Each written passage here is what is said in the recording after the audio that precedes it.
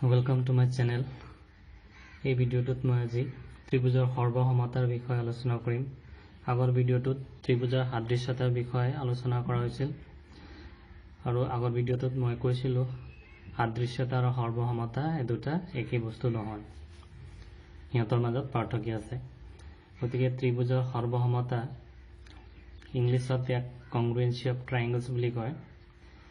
দুটা ত্ৰিভুজ সৰ্বসম হ'ব যদিহে দুটা শৰ্ত মানি চলে। এক নম্বৰ শৰ্তটো হৈছে সিহঁতৰ অনুৰূপ কোণবোৰ সমান হয় আৰু দুই নম্বৰটো হৈছে সিহঁতৰ অনুৰূপ বাহুবোৰ সমান হয়।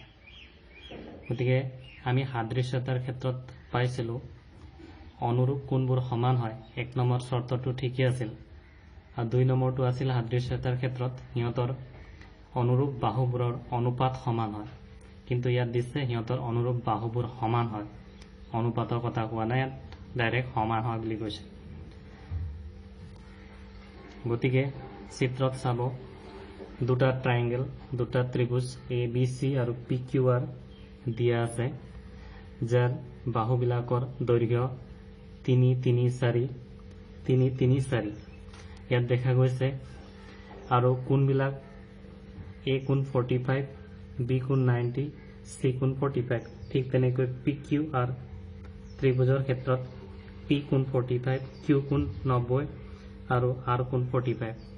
গতিকে এই দুটা চিত্ৰত চালে আমি দেখা পালো যে সিহঁতৰ অনুৰূপ কোণবিলাক এইটোৰ লগত এইটো, এইটোৰ লগত এইটো, এইটোৰ লগত এইটো সমান আৰু বাহুবিলাক অনুৰূপ বাহুবিলাক ইয়াৰ লগত এইটো 3, 3 আছে, এইটো আছে BC, এইটো QR 3, 3 আছে, দুটাৰ সমান আৰু AC আৰু PR দুইটাৰে ভ্যালু সমান। মানে কি দেখা পালো, এক নম্বৰ কন্ডিশনটো সিহঁতৰ অনুৰূপ কোণবোৰ সমান হৈছে আৰু দুই নম্বৰ কন্ডিশন সিহঁতৰ অনুৰূপ বাহুবোৰ সমান হৈছে। গতিকে আমি ক'ব পাৰিম ত্ৰিভুজ ABC সৰ্বসম ত্ৰিভুজ PQR যদিহে সৰ্বসমৰ ক্ষেত্ৰত এই চিহ্নটো ইউজ কৰা হয় আৰু সাদৃশ্যতাৰ ক্ষেত্ৰত এইটো ইউজ কৰা হৈছিল। গতিকে ABC ত্ৰিভুজ সৰ্বসম হ'ব PQR ত্ৰিভুজৰ লগত যদিহে A কোণ সমান P, B কোণ সমান Q, C কোণ সমান R আৰু AB বাহু সমান PQ, BC বাহু সমান QR আৰু CA বাহু সমান RP। গতিকে এই দুটা কন্ডিশন স্যাটিসফাই হলে ত্ৰিভুজ দুটা সৰ্বসম হ'ব। গতিকে সাদৃশ্য আৰু সৰ্বসমতাৰ মাজত কি সম্পৰ্ক বা কি পাৰ্থক্য দেখিলো, সকলোবোৰ সৰ্বসম ত্ৰিভুজ সদৃশ হয়, কাৰণ সৰ্বসম ত্ৰিভুজৰ দুটাই শৰ্ত আছিল অনুৰূপ কোণবিলাক সমান, সেইটো সাদৃশ্যতাৰ ক্ষেত্ৰতো একে।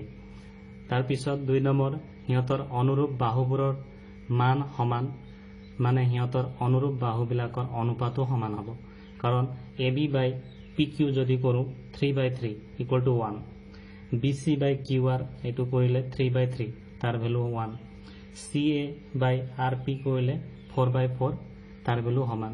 গতিকে সৰ্বসমতাই গোটেইখিনি সাদৃশ্যতাৰ শৰ্তসমূহ মানি চলিছে, সেইকাৰণে সকলো সৰ্বসম বস্তুবিলাক সদৃশ।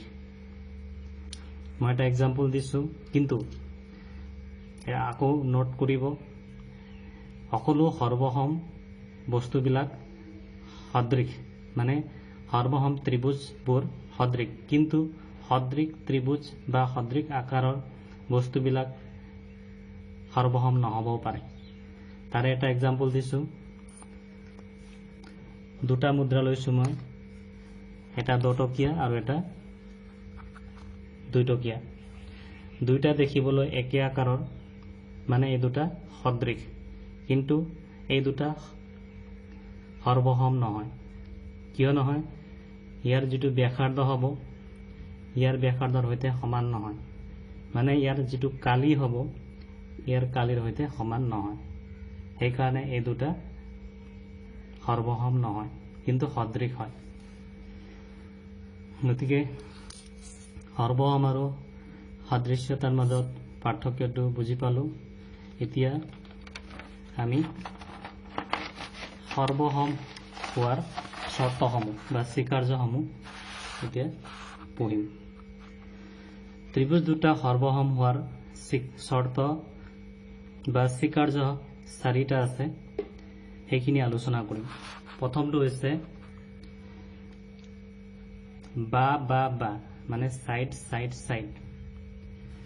এই স্বীকাৰ্যটোৱে কি কয়, এটা ত্ৰিভুজৰ তিনিওটা বাহু যদি অন্য এটা ত্ৰিভুজৰ তিনিওটা বাহুৰ সৈতে সমান হয়, মানে অনুৰূপ বাহুবিলাক সমান হয়, তেতিয়া ত্ৰিভুজ দুটা সৰ্বসম হ'ব। চিত্ৰত ABC আৰু PQR দুটা ত্ৰিভুজ দিয়া আছে। যদি ABৰ সমান PQ হয়, মানে অনুৰূপ বাহুবিলাক, BCৰ সমান QR হয় আৰু Cৰ সমান RP হয়, তেতিয়াহ'লে বা মানে সাইড সাইড সাইড স্বীকাৰ্য মতে ত্ৰিভুজ দুটা সৰ্বসম হ'ব আৰু লিখিব পাৰিম ত্ৰিভুজ ABC সৰ্বসম ত্ৰিভুজ PQR। সেকেন্ডটো হৈছে দ্বিতীয়টো বা স্বীকাৰ্য, সাইড এংগল সাইড। এই স্বীকাৰ্যটোৱে কি কয়, এটা ত্ৰিভুজৰ যদি দুটা বাহু আৰু দুটা বাহুৰ মাজত থকা কোণটো অন্য এটা ত্ৰিভুজৰ দুটা বাহু আৰু বাহুৰ মাজৰ লগত থকা কোণটোৰ সৈতে সমান হয়, তেতিয়াহ'লে ত্ৰিভুজ দুটা সৰ্বসম হ'ব। ABC ত্ৰিভুজৰ AB বাহুৰ সৈতে সমান PQ, BC বাহুৰ সৈতে সমান QR আৰু এংগল মানে B কোণৰ সৈতে Q কোণ সমান হ'লে বাকুপাত স্বীকাৰ্য মতে ত্ৰিভুজ দুটা সৰ্বসম হ'ব আৰু লিখিব পাৰিম ABC ত্ৰিভুজ সৰ্বসম PQR। 3 নম্বৰ স্বীকাৰ্য কু এংগল সাইড এংগল। কু স্বীকাৰ্য মতে দুটা ত্ৰিভুজৰ যদি দুটা কোণ আৰু সেই কোণ দুটাৰ মাজত থকা বাহুটো অন্য এটা ত্ৰিভুজৰ দুটা কোণ আৰু কোণ দুটাৰ মাজত থকা বাহুটোৰ সৈতে সমান হয়, তেতিয়া ত্ৰিভুজ দুটা কু স্বীকাৰ্য মতে সৰ্বসম হ'ব আৰু লিখিব পাৰিম ত্ৰিভুজ ABC সৰ্বসম ত্ৰিভুজ PQR। যদিহে B কোণ সমান Q কোণ,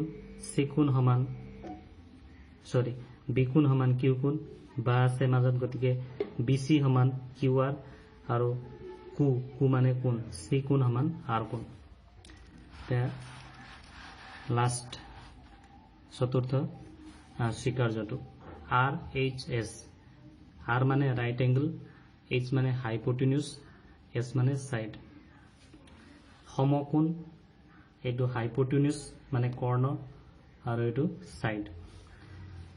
এই স্বীকাৰ্য মতে যদি এটা ত্ৰিভুজৰ এটা কোণ সমকোণ হয় আৰু যদি দুটা ত্ৰিভুজৰ অনুৰূপ কোণবিলাক সমকোণ, তাৰপিছত অতিভুজটো সমান আৰু অন্য এটা সাইড মানে অন্য এটা বাহু অন্য ত্ৰিভুজৰ অন্য বাহুটোৰ সৈতে সমান হ'লে ত্ৰিভুজ দুটা সৰ্বসম হ'ব। চিত্ৰত ABC আৰু PQR ত্ৰিভুজ দুটা লোৱা হৈছে। ৰাইট এংগল মানে angle B equal to angle Q equal to 90 degree, এইটো 90 ডিগ্ৰী সমকোণ।